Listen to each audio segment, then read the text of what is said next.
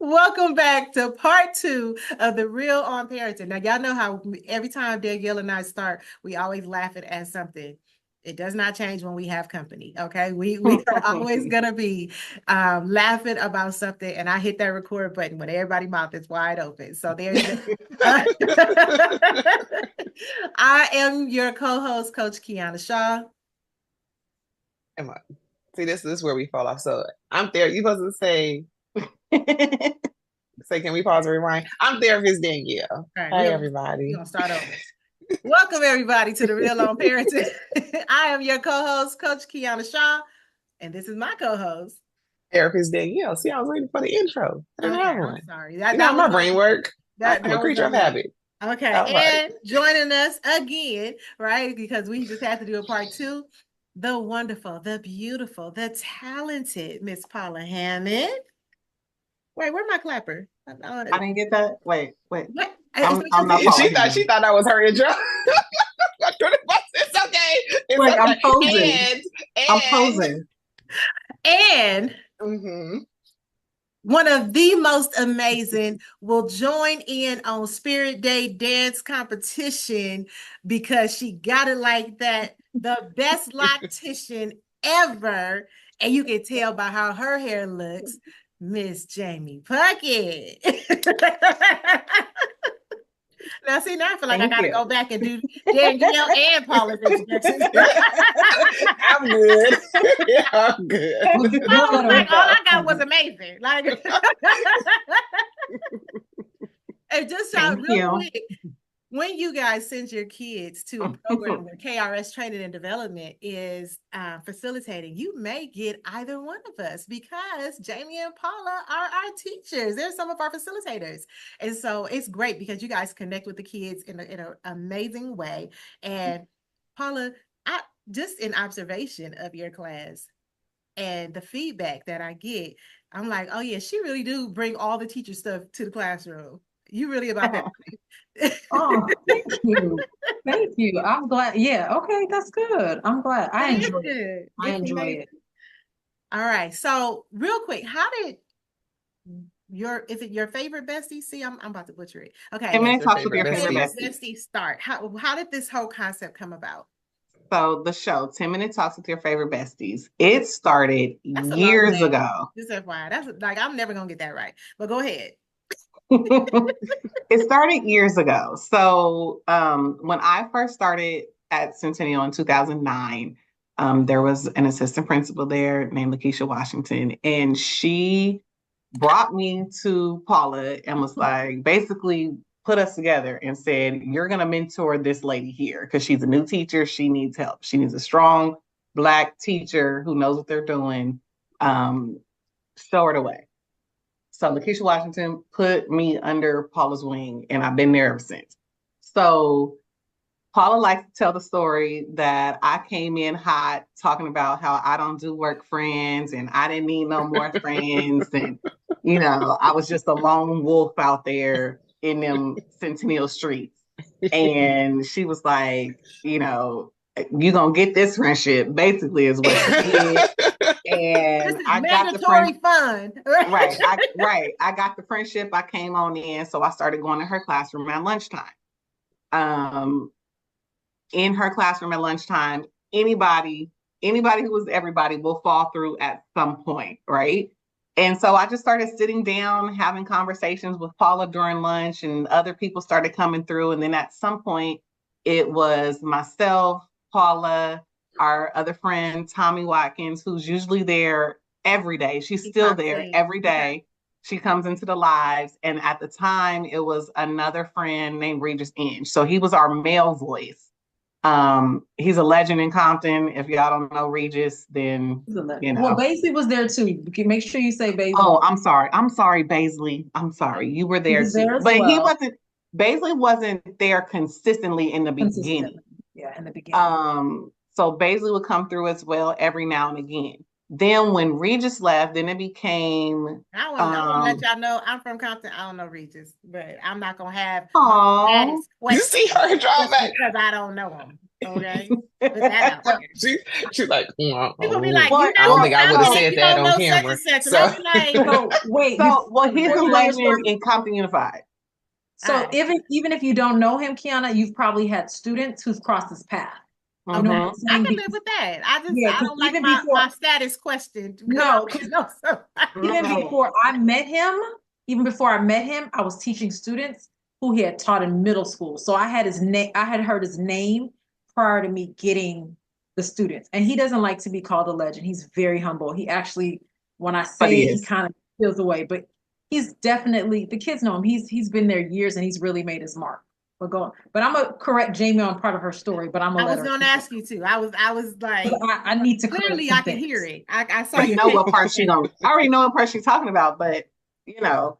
So anywho, after Regis left, then we had two other members come, and at that time we called ourselves the Black Caucus. So that was Sean Foster and Dominic McGifford, right? Mhm. With Nicole Fisher, Tommy Watkins, and then us two. So that became this huge conglomerate. So then Paula started selling paparazzi jewelry, right? Yes. And we needed Yes. to I think figure out a these days way. some of your paparazzis. Yes. My eye. Still So have then she needed to figure out a way to grow her client base, and so she was like, I think I'm gonna start doing lives. I think I'm gonna start going live at lunch because that's the only downtime that I really have. So Yeah. but then her first live, she was like, I don't know if I could just be in this by myself. Like, I need you to help me. Like, just come stand in the background. So I was like, okay. So the very first live, I was standing in the background, just like, yes, buy this jewelry, buy this earring. And she used to always say, and you were great $5. at sales. You were great at helping with the sales because I think it was like 3 shows in. I was like, all right, let me go ahead and buy my jewelry. Like, So Paula would be doing her spiel. So like, this is the jewelry, and she had to hold up a number, and she would show the jewelry, say it's $5, lead and nickel free. If you like this, comment mine and say the number. And she would just be moving on, and just organic conversations would happen between me and Paula and the other people in the room about the jewelry. And at some point, maybe like 3 years ago, at some point, it switched over to not being about the jewelry. Yeah, it started, the jewelry had nothing to do with it. We just really found, because people was like, what about we just found people were more interested in our dynamic and our conversations. yes. And just kind of tuning in to see us interact. And that's what it was. And that literally, because even now, people, what about the jewelry? I'm like, well, you guys weren't really buying it, and you just really want to talk. You just really wanted to talk. Right. And hear us talk. And so we just leaned into that. Seriously, that was She still sells her jewelry. You can find it on Jewels by Paula K. $5, lead and nickel free. Yeah. I'm just like, can we go back to like Money Mondays and start doing jewelry on Mondays, and then the rest We of don't the have to do something. But can I correct her story now? Is it my point to correct her story? Yes, you may. So here's the thing.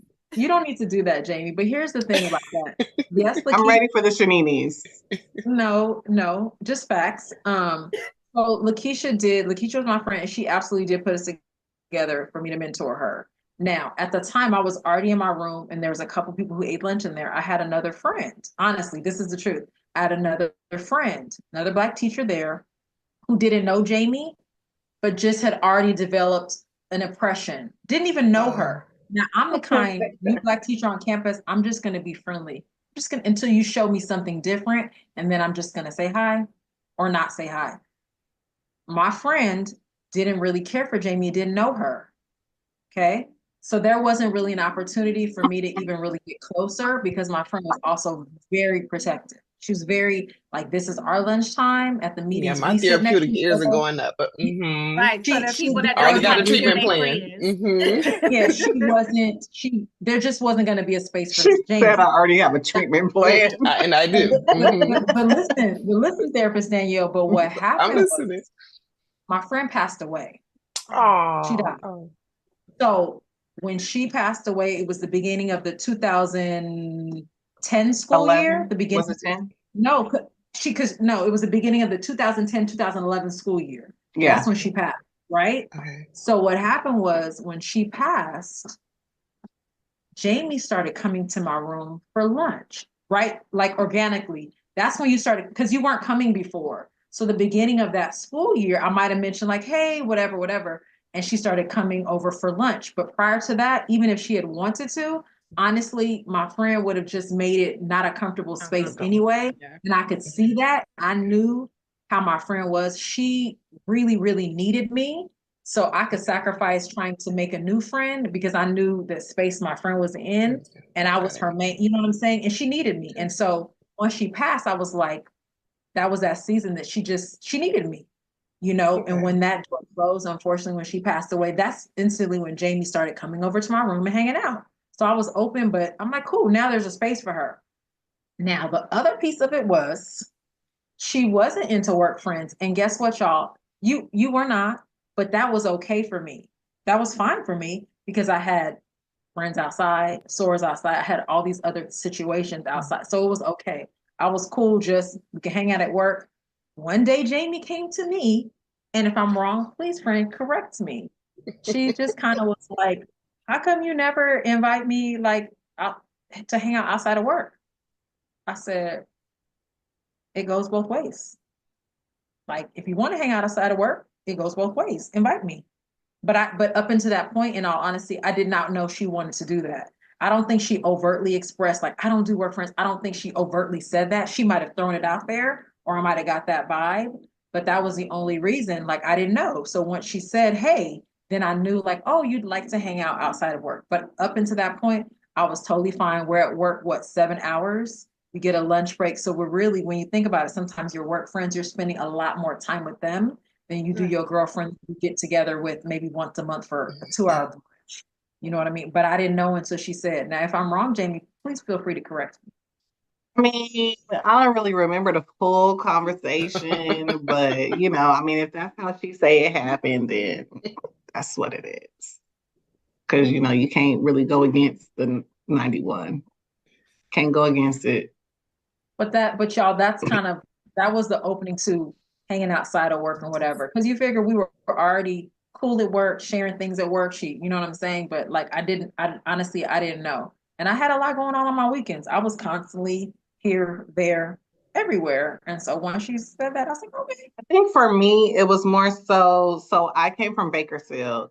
And so all of my friends were in Bakersfield. I think I had been here for some years prior to working at Centennial, but my friends were in Bakersfield. So I hadn't really made like real friends in LA. And like Paula said, we worked together 7 hours a day, Right. And so as we started hanging out, she would always tell me stories about like things that she had done, things that, places she was going with her friends.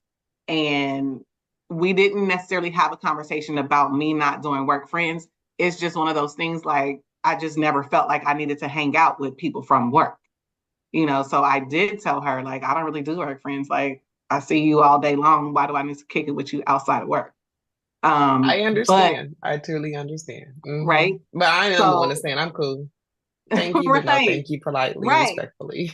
Right. But then like seeing how cool she was, and we was already hanging out all day anyway, but she was actually really down to earth and like really, really cool. She wasn't hood, because like I did go out with somebody from work, Kiana. I did go out with somebody from work that was hood, and I was like, oh, my cup of tea. I can't do it. And just those type of experiences, I was just like, I'm good on work people. But just seeing who she was, she, was in a relationship, she had a son, and like she was just the type of person that I wanted to kick it with. And so when she would tell me the stories that, her going out with her friends, I'm like, oh, I like to brunch. I want to go to the concert. Like she was just always doing stuff. And if I wasn't going to Bakersfield to see my friends, then I would just be at the house. So I'm just like, I want to go. Invite me. So that's how we got started. That's how and for me, I'm just always open to new friendship because I believe even at this big old age, I just haven't met all the people I'm supposed to meet. You know what I mean? So the days, I guess I could be like, I'm a friend collector. I don't necessarily call everybody friend because that's what it sounds like. It sounds like a little giving. I'm a friend collector, even though I've learned like everyone's not necessarily my friend yet. it'll just be a buddy or an associate. And the key word was yet. Yeah, you know what I'm See, saying? my ears Yes. just keep But perking up. I'm open. You know what I'm saying? But I'm open. I'm never like, I Sure. have enough friends. Because listen, Yeah. friends move. Friends can pack up They and say, do. hey, me and my husband are moving to Dallas. And that's your main friend that you kick. So now what? I just can't go to brunch no more, or I can't, you know what I'm saying? So that's why I'm Yeah. kind of open because Let me say like, this. Paula Mhm. is a great friend. She's a great you. friend. She's like, so this is where you get your 91 octane. So sit there, sip your tea, and soak it up, okay? So she's a great friend. Like, she's thoughtful, she's very kind, she's Helpful. respectful, she's helpful. Always makes you feel Like, seen. yes, like she is the person that listens to things that you like and love. She picks up on it. Like Danielle says, oh, my therapist's ears are on. So Paula's friends' ears are always on. You know, like she picks up on little things that you like. And like I like gummy bears, right? I like Haribo gummy bears. Paula will bring me a bag of Haribo gummy bears at least once a week to work. Like, to the point where I'll be like, Paula, I still got like 2 other bags in my freezer. But it's just the thought. Like, this woman is so thoughtful. She thinks about you when you just really, you shouldn't even be thought about. Like, you were out with your family and you thought about me. You thought enough about me to bring me a muffin. Like, it's crazy her level of kindness, right? And so, that's why she has a lot of friends. Because why would somebody leave that alone? Why would somebody walk away from that? You know, so she is a friend collector because once you experience her energy, then it's like, okay, I'm not going nowhere. I'm not going nowhere. Thank you, friend. And she actually has people that fight for like spots. Like, so I always say that I'm right here under her wing because you know the lady put me under her wing, so I'm right here. We have people that's fighting for places. Like I'm the best friend. So my title because we do that. My title is the work bestie, right? She has a gym bestie. She has another bestie, and people are like, I just had somebody real bestie. Because then she also has her sands, right? No, I'm not asking you. She also has her sands, and her sands have levels.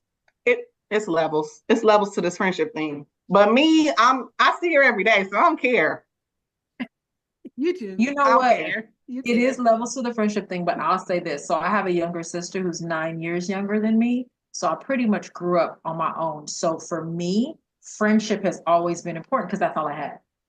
I had friendship and I had my cousins, right? My close cousins. But then when my cousins were no longer in my near vicinity, like I needed to rely on really building friendship. And so that's why I just take it so seriously because, you know, when you're an only child for the most part, you're going home, you have to find people to play with or you're bored and your parents are like, I play with my dogs and I talk to them go. too. But anyway, that's another story, another treatment plan. So that for me, when I think about like, how did you get this way? But it really is just like having to lean on friends because I didn't have a sibling that was close in age. And even when my sister came along, it's more of like an older sister, like parenting thing. Like I can't hang out with you because you're 4.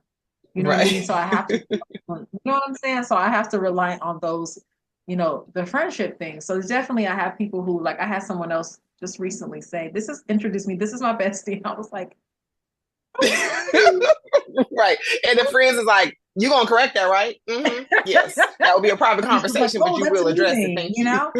And then just also being mindful because everybody has a place in my heart. Everyone's come in at a different season and provided a different thing.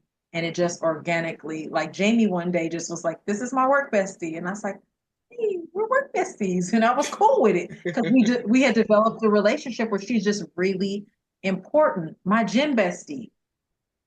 This is my gym bestie. I was like, okay, I thought we were just working out. But once you started inviting me to family functions and she was really pulling me in to be a part of her life, I was like, okay, all right. And I just saw like just me showing up how I show up and people, you know, was like, all right, you my bestie. I was like, okay, I'm with it. we feel the same. And I think friendships like that are so important and genuine. But they're like, when you have a friend that is really good for your soul, right? That is very healing just because they show up. Taraji P. Henson was talking about, she was like, my friends will pull up on me. She was like, I was in a whole nother state. And she was like, I didn't like your hello. So I pulled up because we about to figure this out, right? I have those friends, right? I have the friends that check up on me. I have the friends that are like, hey, your house is just not, it ain't Kiana. Like, what's going on here? We about to clean up, right? And you go lay down, I'm gonna clean up. Like, I have those friends, and I think that is so important to have. And I got some riders too, like, please understand. Uh, we have those riders that are like the people I go to if something happens, like, you know what, I'm gonna need a ride over here. Like, somebody take the license plate off the pacer, right? Let's go. Uh, but I think that having friendships that transcend the moment, that are like, hey, we're work besties, but feel free to call me in the middle of the night, right? Like, I'm gonna get and I'm not that friend. I'm just gonna put that out there. right. Danielle That is means not you the one are I'm on the calling. way to the hospital, and On you need to know fire. the logistics of Yeah. what to be said and what to expect. Then call me. With Yeah, I gotta be hoopla, on fire on the way to the hospital. But as long as you know the boundaries, right. then you won't be surprised.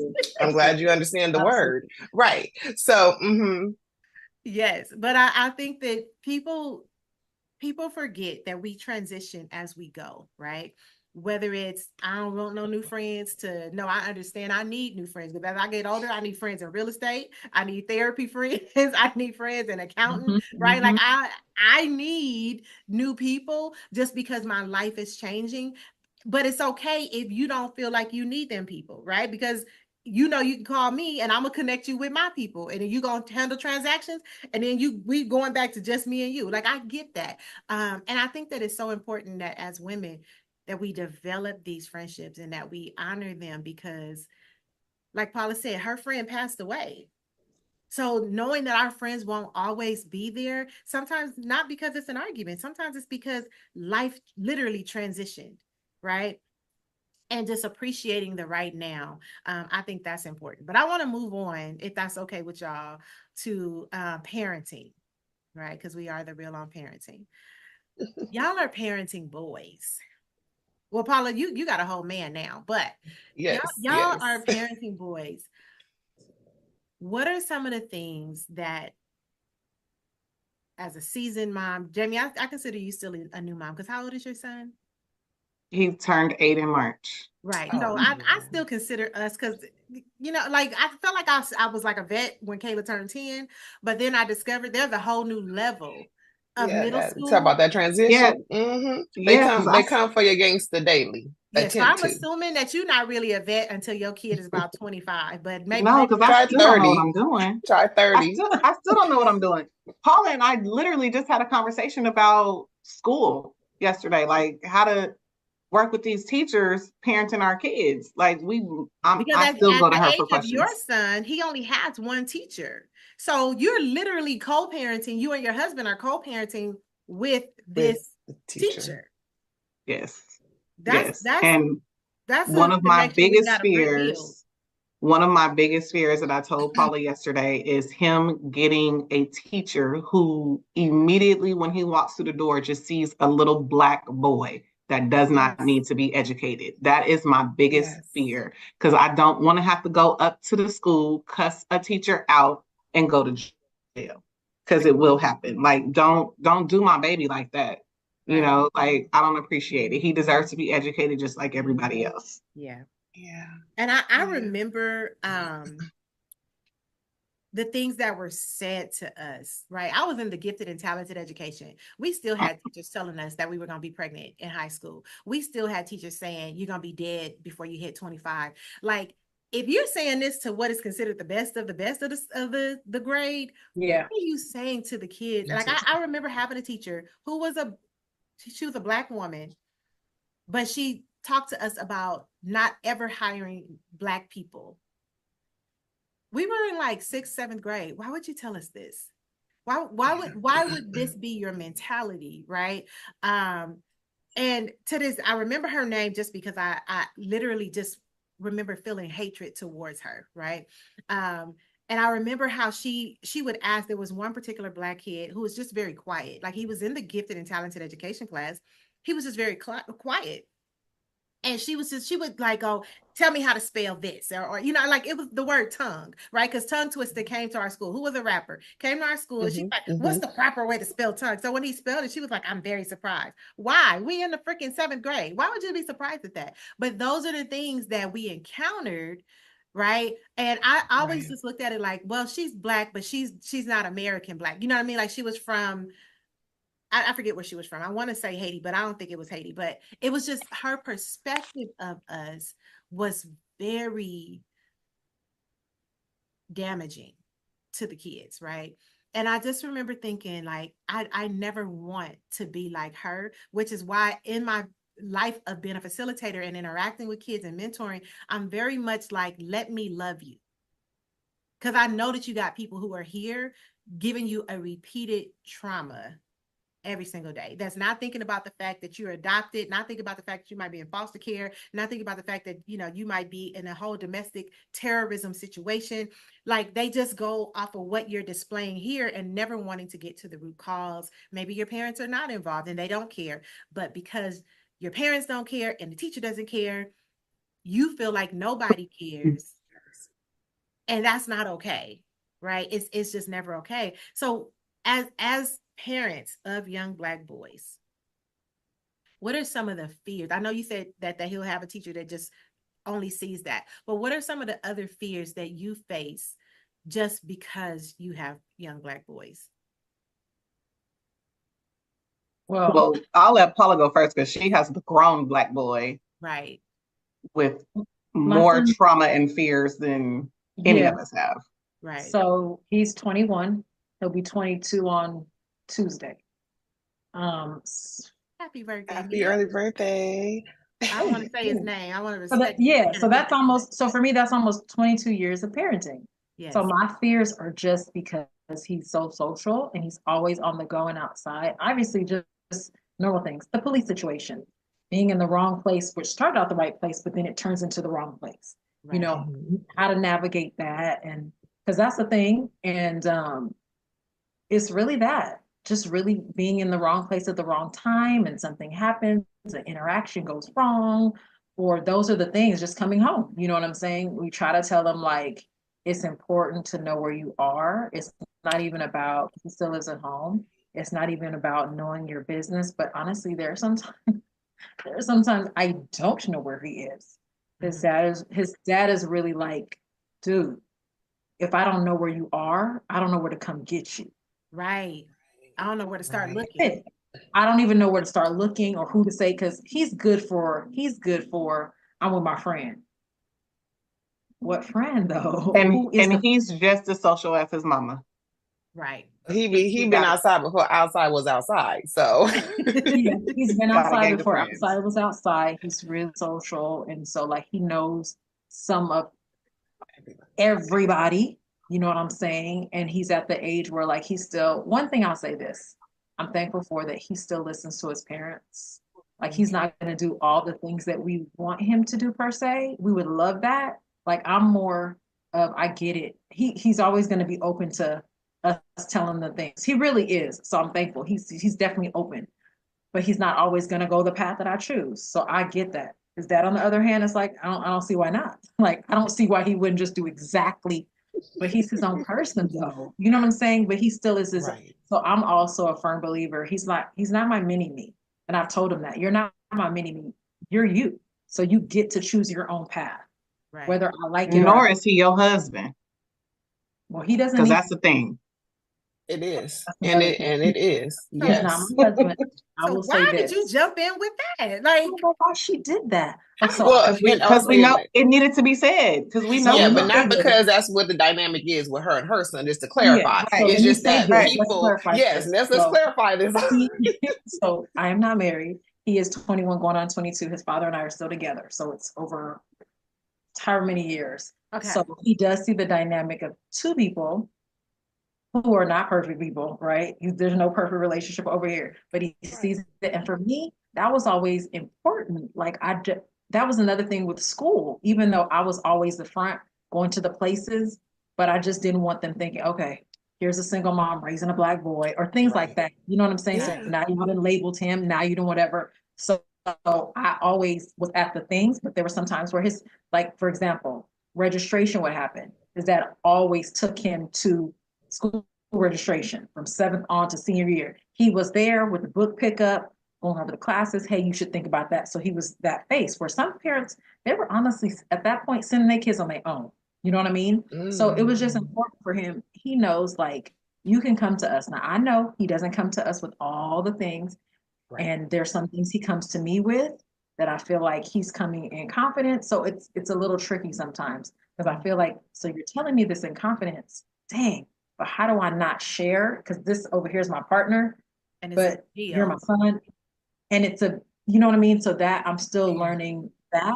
But I also know as men, they got their own thing. There's some things I have so there's no, he don't have a you know what I'm saying? There's things that they talk about as men, man on man, that I just don't know. Right. You know what I'm saying? But I sometimes feel obligated to say, hey, you know, but then there's other times where I feel like he's told me that and I need to be quiet. You know what I'm saying? I need to, if he share that with me or I know a certain thing, I have to be quiet because that's me and my son, we have our relationship and he knows like I have your back 100%.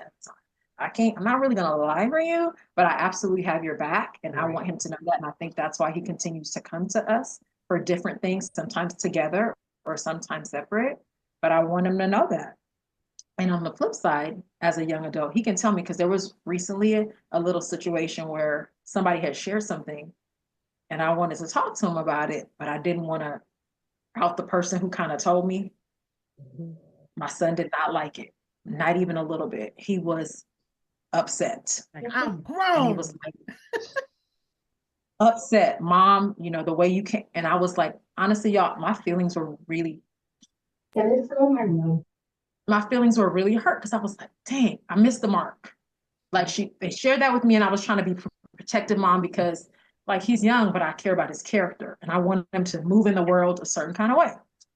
But the way I was trying to approach it was just incorrect. And he was upset and he was like, no, the way you came, and he, you know, when he gets upset, it's almost like it's not a mom son thing. It's just like you're this lady who came at me with some crazy stuff and now I have to, and I'm like, so that was a learning experience. And I had to really come back because I do this. I'll come back and I'll apologize and say, you know what, I handled that incorrectly. And I do have to realize you're a young adult. And so I'm going to do better. You know what I'm saying? And so I've learned that because that was recent. And so when we have our little moments, it hurts me to my core because I want to be hardcore and I want to be like this. But then I'm on the flip side, like I know how he is about certain things. And so just still learning that, you know what I'm saying? And learning like, hey, when he's upset, it takes him a minute to come off the upsetness. But then on the flip side, I know, brother, you're going to need me. So you can stay upset. That the parent part kicks in. It's like, you're going to need me. Act crazy if you want to, because you still live here. You still need our food. Come on now, and I can demote you to visitor at any time. And the thing. So while I'm respecting him as an adult and realizing like I have to come, because he was like, you came on some coded stuff. You didn't really like, because I was trying to give him the information and ask him about a certain thing without telling him. Right. Oh, it broke up a little bit. Yeah. That's such and such said. There you go. The person I got the information, I said, I got to back out this one, baby. Oh, shoot. I think my internet connection is tripping. That's okay. That's okay. We got you. We got you. Like, yeah. He was like, you coming in coded. And you coming in coded. I'm trying to protect the other person while also giving you the info. And yeah, sometimes that coming in, basically, mom, you're on some weird stuff. You're coming in coded. Yeah. And I was like, it sound like whose side you on. And so literally I had to say, y'all, I had to back out of this because this is my son and I have to like, y'all, you guys will all figure those things out. Figure it out, right. I'm gonna go back to my low life because my relationship with my son is more important than this information that you're telling me, you know? So still learning those things and still like giving him the advice, wanting him to finish college and wanting him to become independent. So still very much hands-on, but he's grown-ish, not grown. He has a great situation. come and go when you, I mean, he knows that. That's why I think we've only heard the I'm grown one time only. And then the quick reminder of the ways in which you're not. And then like, that's never been a thing because he knows his bread is absolutely buttered. Right. Oh, it absolutely is. He got it good. I want to come live with them. You know what I'm saying? So I think he recognizes that his bread is absolutely buttered, but like, hey, we're gonna start preparing you because at some point, see, we have mom and dad have different views on when the launch from the home should be. Mm-hmm. A lot of so times just like, you know what I'm saying? Like with our boys. Especially with our boys. So yeah, knowing the launch, you know, he got to be prepared. Here's the thing, he has to be prepared for the launch, financially prepared to sustain the launch. Because if he's not, then the supplement will be happening. And so we want as least amount of supplement, but we do have to prepare him. And I just tell him, like, you need to have a career that supports your lifestyle because you're living a lifestyle based on the fact that you live at home, you work. I mean, he's not here now. He's on a trip. You know what I'm saying? So, you know, and in some situations, his counterparts don't have the luxury of that because the parents have already launched them and you guys will figure it out. Right. But I'm not going to make my baby just figure it out. I'm going to make sure he's fully prepared so he can be successful once he's out. So a lot of things that your baby. I'm just right. They still are babies, our adult babies, right? That we can no longer physically pick up. But there's a lot of things that you've shared just within the aspect of in this journey of being an adult mom, of a mom of an adult child and a son at that, a Black son, and learning and adjusting. I work with parents, I work with the kids, I work with the problems, behaviors, all that. But there is that assumption a lot of times that once they turn grown, 18, they're good. The parenting lessons. Okay. And I'm like, no, we jumping up to that next level that you didn't know was there, whether you want to or not. So either you gonna hold on and pull yourself onto the level or you just gonna fall. But there still is that level of trust that you spoke of. And in regards to allowing him to have that space to share with you what he chooses to share with you, because that's his choice. As a parent, we would love for them to tell us all, but however is that understanding that even though technically he's grown-ish, there we go. Even though he's grown-ish and he's figuring out his way, learning who he is and who he's not, what he wants and what he doesn't, and what needs to happen to establish what he wants and wants to continue once he leaves the nest home. But the most recent incident, I won't say incident, I would just say life happened. So the aspect of parenting where information was brought to you and you are trying to navigate. Right, save face for the person. Trying to be that middleman, which it looked like the middleman, no, mama like stop. But I can hear what you got from it was, okay, even though I would have liked to address this, I saw that that's not my place. Mm-hmm. And with being a parent, sometimes that's a hard pill to swallow, because it's like you're an adult, but you're still mom, and you're trying to figure out your way. But the fact that you acknowledge that and you apologized. I tell parents all the time, I don't care if your child is 2. If you wrong, you need to apologize. So the fact that you apologize showed me that that's not the first time that you acknowledged where you may have not had the best approach or felt that something specific in the way that it was done was the right way, but it happened and see that, yeah, that really didn't work out as planned, and adjusting accordingly. So speaking to all parents of adult children, they have their own life. And we have the privilege of being in it. And I'm going to say, however, if they're under your roof, it's a totally different story, but still, there is the respect factor. You're not coming at him talking out the side of your neck. Like, no, because you are still a demonstration of the real world. Right.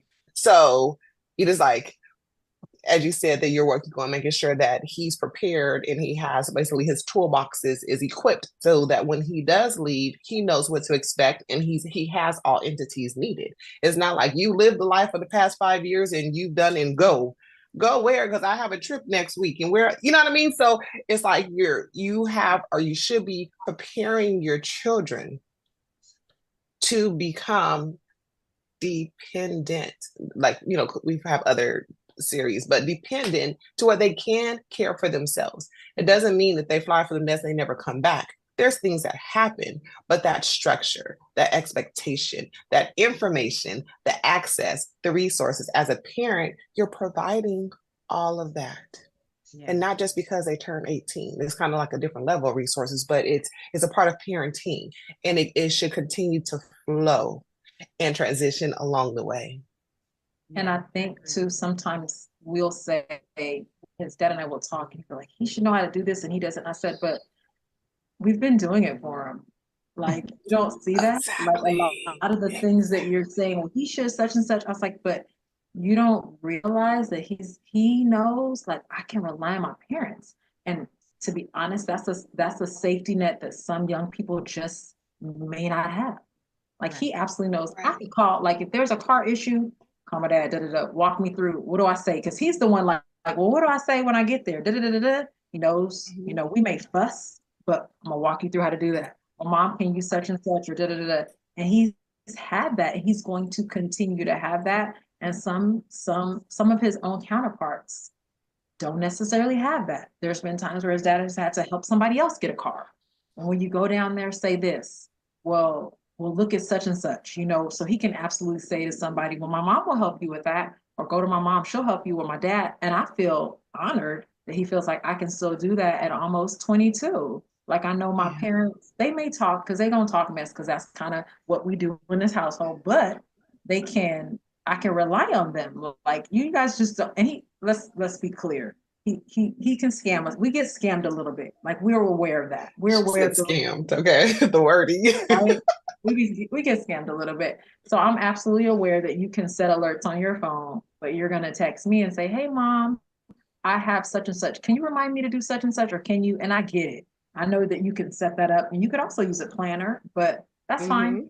We're going to all get this college degree because we've been in it together. And so we're going to make sure. But I feel, the it's fact like that all of ours, we just keep it on your wall. Yeah, they got your name on it.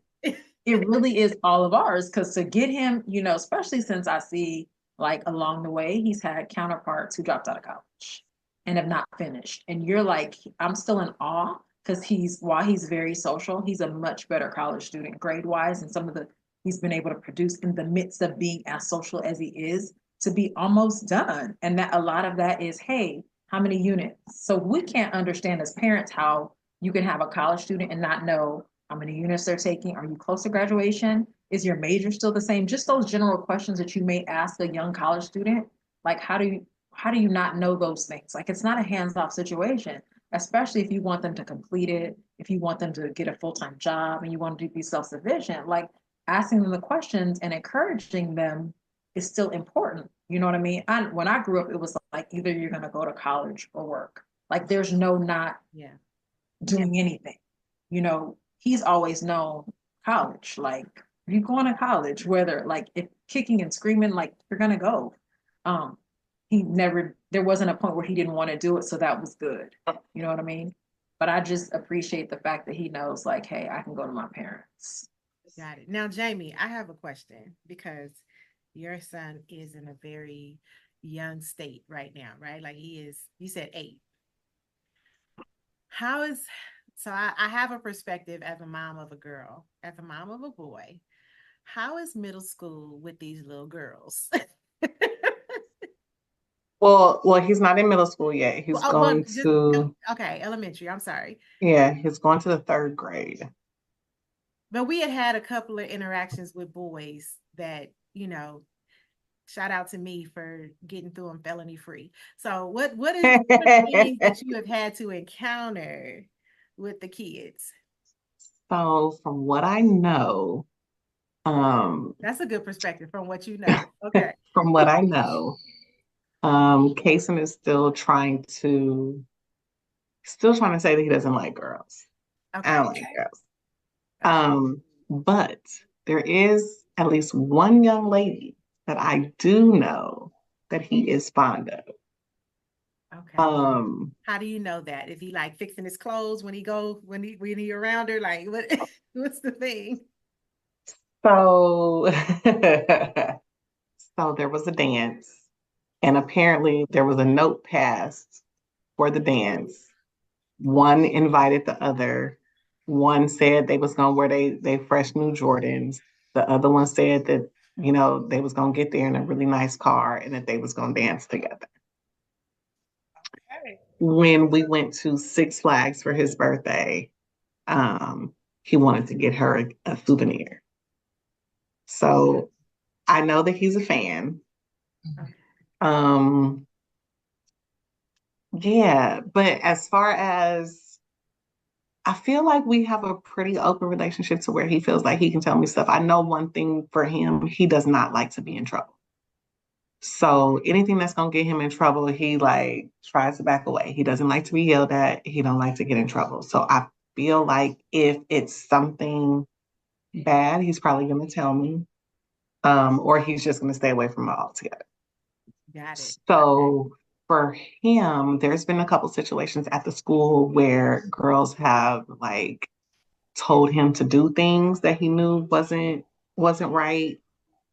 Girls have tried to show him things that he knew wasn't right. Like And what? They do, unfortunately. they do. They do. And as far as I know, all of the situations have been in a group. So there's nothing where he was isolated with the person. Okay. So it was always, so when I get the story, it's always, well, such and such told such and such. So it's never him, right? He was just there. He was just observing. So Okay. it was never something that he did. Hmm. Again, he don't want to be in trouble. So I'm gonna remove myself and say that it was somebody else. Right. So as far as little girls, um, in real life, I I think I know his type. I think I know his interests. Um, but I don't. What was the question? I just How want the to know, girls. like, what is some of the experience? So, like, by the time Kayla was in first grade, and she's a year ahead, but in first grade is where, a boy was like, come under the table and let's play like Mhm, marriage, right? Then he kissed her. Then, like, mhm, that same grade, different boy was like, can you go to the bathroom and do sex with me, right? So, I had to that called for a parent conference, right? mm, The little man is anyway. So there have been levels of things that have been said to her or tried, and I'm just like, who is raising these little boys, right? mm. But I also understand that when I look back onto my elementary, middle school years, it wasn't always the boys. Sometimes Right. And it was that's what it I was was just about to say. it was absolutely the little girls, right? I And so feel while like you may in have some case and stories, situation, go ahead. yeah. I feel like in this situation, I feel like the girls are the aggressors. Aggressive. Okay. And I think Yeah. that it depends on the parent and what you're going through, right? Like a little boy Hmm. said something that was so woefully inappropriate to Kayla that I parked sideways in the parking lot because ain't nobody leaving until I find out whose mannish son said this to my we about Right? to fix this today, right? Nobody's Yeah. going home. And then Kayla was like, so I'm not gonna be telling you things because you can't do that. Like that was very embarrassing. Mm. So I know that it's not that the perspective is based on the child you have. And I Yeah. only have my perspective as Kayla's mom. Um, and so far, you know what I mean? It's been like where it is like, hey, let me ask a couple of more questions. Okay, so now I'm getting a little bit more details. Let me over here, Yes. like, let me ask a couple more questions. Okay, this is exactly like when the teacher said, or the vice principal was like, Kayla said this. I was like, she didn't say that. We're gonna move on, right? Right. But they also said she said this. Now that she said, I know like that Right. she said that, right? And so it's like, okay, I'm learning that everything, even though my daughter has always been very honest, like I have to take everything with a grain of salt as these middle school years are coming in because it's a different level of hiding. It's a different level Mm-hmm. of manipulation. It's a different level of anger. It's a different level of peer pressure that I'm just like, when does this Ready. end? Because I'm only 1 year in, and I'm ready to, snatch souls, I'm not shake them ready. up, put them back in the body, send everybody back to school. But I'm not clearly, ready. that could be done. I'm not ready. I think I got lucky. The school that Kason goes to is very small, so there's only like 2 classes per grade. And so he has a little group of friends, and I know their moms. So if something As you does should. happen, if something does happen, I'm calling the moms, and it either happened, the girl, whoever it happened with, is either in my class or the other person's class, the other friend's class. So the moms know the girls, the moms know each other, the friends. So we can kind of call and network and try to figure out the story. We'll piece the story together. Right. I'll get his side, they'll get their son's side, and we'll put it together, and then we'll go to the teachers or the principal or whoever we need to go to. Do you think So that there's a level of peer pressure for boys that's more like, I feel like girls always have to be on. They always have to, like, there's this pressure to be perfect and all. Do you feel that happens with your son at all? I do. Because, like I said, he is the kid that doesn't want to be yelled at. He doesn't want to be wrong. He doesn't want to get in trouble. So there's a peer pressure to do right, but then there's a peer pressure to go with the crowd. Like, gotta be cool, whatever their version of cool is. Um, want to make silly noises in class because everybody laughs. Like, they're still trying to figure out their friend group. Right. They're still trying to figure out where they fit in the circle. Because Paula and I, so we already know that Paula is the sweet, nice one. She's gonna give you the real advice, and Jamie's gonna come with some shenanigans, and then our shaninis intermingle, right? So we know our place. They're still trying to figure out their place in the circle. Got it. Who's the cool one? Who's the funny one? They're still trying to figure that out. And so I feel like with him, that's the peer pressure. The peer pressure is making sure that I'm liked, making sure that, somebody's going to invite me to a birthday party, that kind of That thing. is 3rd grade. Yeah.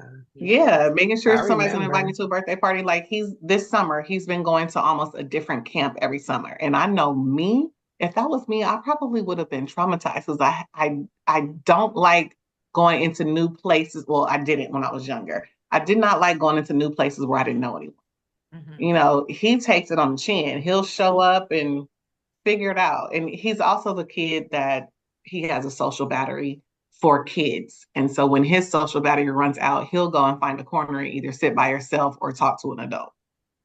So yeah, because like he's very adult. Like, he does not really fall in line with kids like that. So maybe I got lucky in that area when it comes to trying to fit in elementary school. Okay, very good. So, Paula, my next question is to you. In a day and age where young ladies are like, we ain't going to Cheesecake Factory. You got to pay for it all. You like, what are you telling your son? So we actually we talked about this a little bit on the live. So because he works with us, sometimes he's sitting at my desk when we're going live while we're in the conversations, but he's doing his own thing. There's a few times where he obliges us and will come in and say something. So one time he did. And I've kind of expressed as far as like, because I have a hard line on it. Because you do sometimes need supplements and you need a little bit here and there. I don't supplement you to be able to do all the things, you know what I'm saying? And so one of the things he did share was that one of his first dates was Cold Stones. They went to Cold Stones, and that was the date. Just to kind of feel her out, to see, like, see if I like you. We're attracted to you, you're attracted to me. Let's start at Cold Stones. And so that's his kind of thing. But he absolutely does Cheesecake Factory. I feel like he is learning how to pick the people. You know what I'm saying? And so he does the Cheesecake Factory. That's why I tell him about a lifestyle as far as being able to support it, because he likes he's a person that likes to go on nice dates. And he wants a person who wants to enjoy experiences and is open. Like one of the things recently, like they went parasailing, went to Newport Beach and went parasailing. Nice. So he, you know what I'm saying? So he likes to do things and likes to go out to eat. And sometimes when I look and I see the transactions and I'm like, oh, Joey's and the this and the that, but he likes to do those things. But I don't think there's an expectation on him where he doesn't feel like I'm supposed to be paying for all of this. Because no, any relationship is going to be give and take, and we can have experiences. And also, one of the things he did express, he's like, I like her because we don't have to be doing anything. I just enjoy her company. So we don't always, I don't always have to be spending money, or we don't always have to spend money. We just enjoy being together. So I think he's learned to decipher, you know, he's also a gift giver. You know what I'm saying? Because sometimes he'll be getting these bouquets of flowers. And so I remember one time saying, so what did you do? Like, why? Like, are you apologizing? What did you do? Right. Did you do? Like, this is expensive, a huge bouquet. And he was like, Mom, I give flowers just because.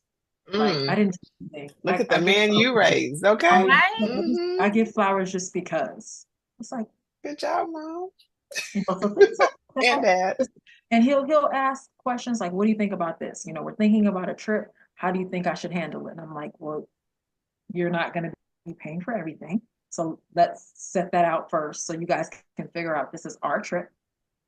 You know, what are you going to handle? You know, just having a conversation, because you guys, and I also tell them relationship wise, it requires communication. It's not going to be perfect. And you got, you know what I mean? You want to be an adult, you're an adult relationship. So he's still learning. But when I hear my son say, like, Jamie and I, we had just went to a wedding just a week ago. And I was showing him some of the things at the wedding. Now, mind you, he's 21 going on 22.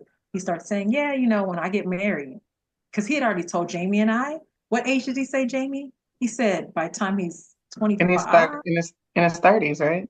Before he planned, like he's already thinking like, I plan on being married.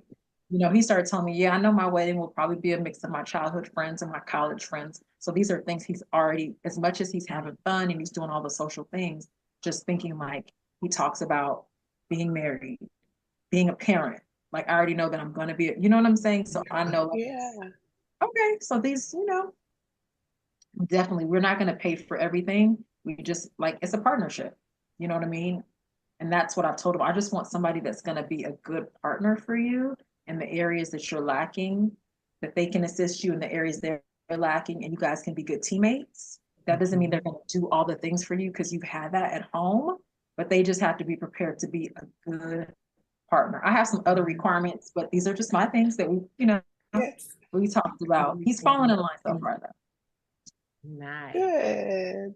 That's awesome to hear that though. And he's already speaking, or I won't say speaking, identifying that is something that he is wanting for himself in his 20s, but it comes from a place of, it wasn't just talked about because he turned 18. Now let's talk about these things as a parent. It comes from a place of, this is what had been seen, you know, in regards to just a healthy relationship. Healthy relationship does not mean perfect, you know, but just that understanding of communications, of adjustments, of stop doing and start doing, you know, and then all in between. So it's kind of like when I call them the big kids. They don't like that though, but the adult kids, for them, they really don't. They look at me like, for real, my bad, I regress. But when they start identifying what they want, first of all, being able to say what they want and working towards that, it's like, yes, yes, you know, good job. Because some adult children are just taking in the wind, you know, they just going wherever, whenever, and just lost. So yeah. And then too, I think him having friends, like asking him questions about your friend. Are their parents involved? Are they, you know, just kind of getting a sense of who is in the circle, and are their parents involved? Are their parents hands-on? Do they have expectations? That's also kind of important for me, just to kind of see like, who do you hang out with? You know what I mean? No, because if you're the leader and we know you've got about this, because he tends to be the one that's leading and they're looking to him for the guidance, but we're still guiding you. But okay. Yeah. But it just I shows love that he's that been paying though. attention. So Because Thank Kayla you. would bring the phone to me like, Mom, so and so needs help with this, and I'm just like, Mhm. I I don't want to help them with that, but I also it's like she's home by herself and she's afraid. Like they call the police. Like what do you want? What do you want from me? Right? tell her to call me, okay? In that sense, when it's a child, it makes sense, okay? You're not an adult calling me. But anyways, but okay. I was like, That's okay, hilarious. but I love that she'll bring it and that she's in a space where her friends trust her, right? And it's teaching me, she's teaching me, right? Because I learn from my kid just as much as I teach her. Because she was just like, I want to be to my friends what I want you to be for me. And I was like, well, what's that? She was like, well, I can come and talk to you, but you're always ready to go beat up somebody. I was like, okay. And she's like, Well, she I got the don't want to message, fight. so She's like, I don't want to What, fight. Jason? So I need you to do, I need you to just give me a little, just the advice, not to fight. Like, all right, fine. So I'm learning how to respond to her because the response can really back her up. You know what I mean? And because, she tell me something, I'm like, wait, what's his name? He said what to you? You know what I mean? Like I immediately go into protective mode. And she's like, I'm just sharing. I'm just sharing. I don't want to do anything. I just want to share. Like, just, I don't need you to fix it, but I am a fixer. I'm just like, I'm very solution oriented. How we going to do this? What's going to be the end game? She's like, sometimes the end game is just you being quiet and listening to me, Mom. That's it. Yeah. Right. So, It's and hard. having the freedom to say that, because the other it day don't she mean was it's like, easy though. right. It's not. And the other day she said, I thought we were working on you not talking when I'm talking. I'm loving the level of accountability, okay? Okay. But there was a part of me that was like, who are you talking? Like my eye Right. Turner came and I She's had like, to, Mommy, we had this conversation, and what you said was you was gonna work on it. So let's revisit the syllabus so we can get back on track. I am working on it, but I still want to know who this little boy is that said he cussed you out. You know what I mean? And then like at the same time, not giving her permission to cuss back. Mm-hmm. At her age, I sure enough would have just went on fired off a couple of words. Yeah, for real. All right. So as we are wrapping up, first of all, I want to say thank you all for joining us, being here with us. It has been great. It's been great just to catch up with you guys. Like I know that Jamie and I, have had communication. Paula and I have had communication. I jump on y'all's live sometime when I can remember because I need to set a timer, right? I need to set a timer just so I could like bring it back to what we so I could join in more because I love the feedback. I love when we're having conversations on your show. And then to bring Danielle in so that we could all just talk a little bit. Like this has been really fun. And like, that girlfriend's brunch where you guys haven't seen each other in a couple of years and y'all get together. Yes. But without the food. And I know Paula is ready to eat. So I know Paula like, listen, we're gonna wrap this up, right? Right. I can only have so much water. Let's hurry up. Oh, gosh. But I just want to say thank you, Jamie. I love your hair. Thank you. I love your hair. Thank I you know very that you're much. probably not accepting clients. However, can you give us just like a couple of hair tips before we go? Hair tips, like as far as locks go. Water is your friend and your enemy. Wait, okay, that needs an explanation. Regular maintenance. Well, I mean, it depends on what stage you are in the locking process. So if you're fully locked, then your hair needs the moisture. If you're newly locked, then the water will unravel your locks. Okay. So you just have to be mindful. So water instead of conditioner, or like we don't use conditioner. We don't use any type of oil-based products. You don't need it. Like you don't need all of that stuff. We don't use creams. We don't use conditioners. We don't use grease. We don't use any of that. Okay, now I have a question because when I got a question, but go ahead. Okay. No, go ahead. When you hug her, you smell something. I'm not saying in a bad way. I do sense. You speaking my love language. Like, we'll be smelling like. Okay, go ahead.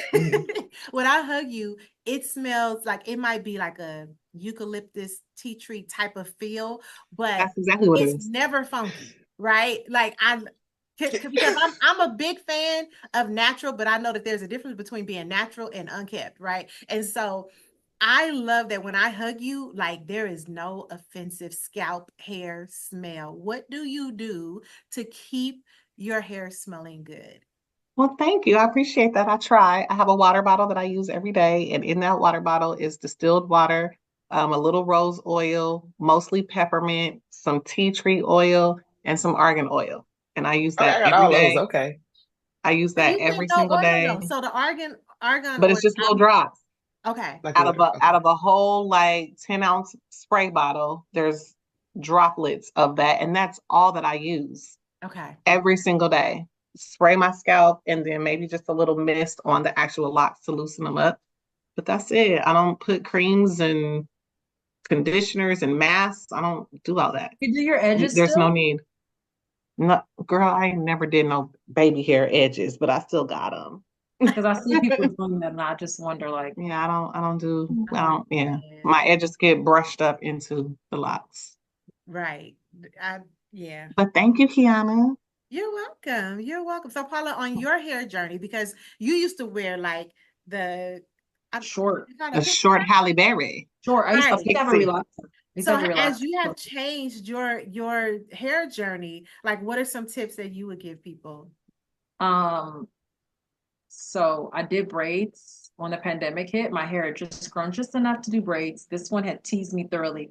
You can't get no braids in your hair. You're not gonna do no braids. So when it was long enough, and you did, it was I long did. enough, I I did. ventured to braids, and I hadn't had braids since college in the 90s. So I did braids for 3 years. Did braids for 3 years, and my hair really grew. I loved my braids. It was just different. Mhm. Hair got long, and she was like, well, why don't you think about locks? And I was like, that's such a commitment. It's so permanent. And she's like, but you've done braids so long, and you've also had short hair. So if you don't like your locks, you can cut them off and go back to short. Um, and so for me, I was like, okay, because the times I would take the braids out and and I discovered that wash day experience because I never knew what that was because I've been in salons. Mhm. I was like, it's a lot. It's a lot for me, but I love the fact that I've grown all this hair. I want to see what that's like, but I wasn't going to be able to maintain it and also work out 6 times a week. You know what I'm saying? And so decided to lock my hair, went with traditional locks, but I wanted them a smaller size. And I tend to be sometimes indecisive, and I just made the decision. Like I just was like, And let me just do it. A major part of that was when she had the shortcut, she had a relaxer. And I was like, no creamy crack, no creamy crack. You can't go back. Yep. So that was the thing. So it was like, okay, well, if I don't get a relaxer, then what am I going to do with this hair? Because I think she rather enjoyed all the hair that she had grown out. So yeah. And that was it. So this is a little over a year of locks. I had quite a bit of hair when I started. So I didn't feel like I went through this awkward phase because I had, you know what I'm saying? Because it was kind of a concern for me because I got to look right. And I really enjoyed when she started my locks, and I was like, okay, I can work with this. And before I knew it, it was growing. It was like right here initially, probably.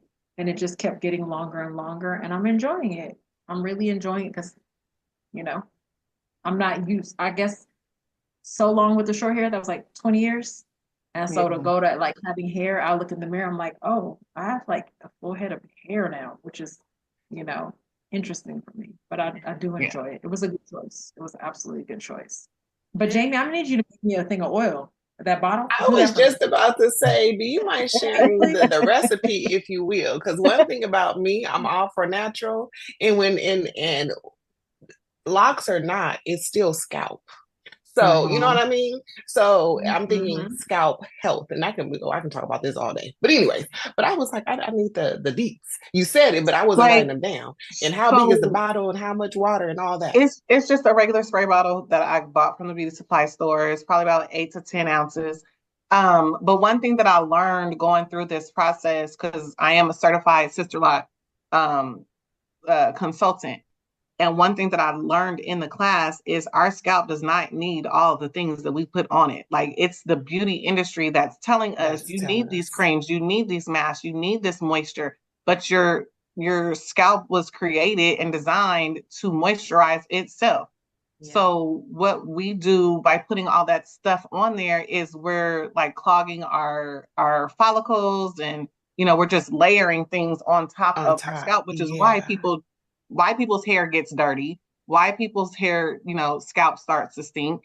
It's why people have to wash their hair more often than not. I wash my hair once a month before I go and get a retouch. And I wash my scalp. And then the rest of the time, all I do is use my spray bottle, and I don't have flakes, don't have dandruff. My hair does not itch.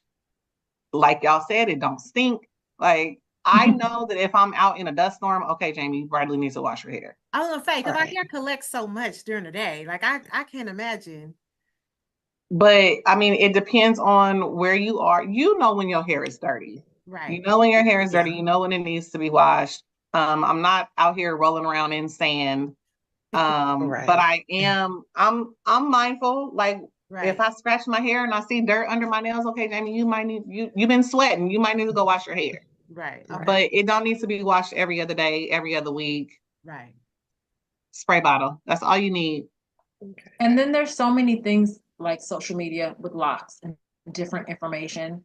Some of it Mhm. correct, some of it misinformation. For me, I'll run things across Jamie, and then I'll also look at like what's been working.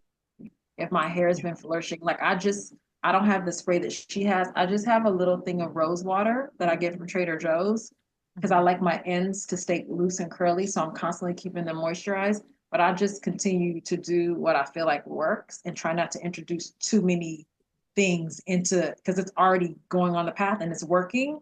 So I don't want to introduce too much to it. You know what I mean? So All right. Well, yeah. thank you, ladies. I appreciate you coming on. This was a great show. The two-part series with Paula and Jamie. I appreciate it.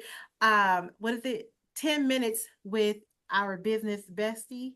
Not business bestie. See, Oh, say, I would say don't your get long name, Jamie. What's the name of the show? 10-minute talks with your favorite besties. Our IG is your favorite besties, at your favorite besties. And then Paula on Facebook is Paula K. Hammond. We don't have a your favorite besties Facebook, but you can find us there. Okay. So y'all got that, because I'm gonna mess it up if I Your favorite besties, BESTEEZ. Yes. Thank you. And if you have any questions, comments, want to follow up on the show, because we can bring them back. Like, we would love for y'all to come back. Yeah, this would be good. Things like that. So if you This guys was want to fun. send us an email, send it to therealonparenting@gmail.com. Thank you for joining us here on Brownstone Worldwide, KCCR, Cityscape Radio. We will talk to you soon. Have a great day. Bye.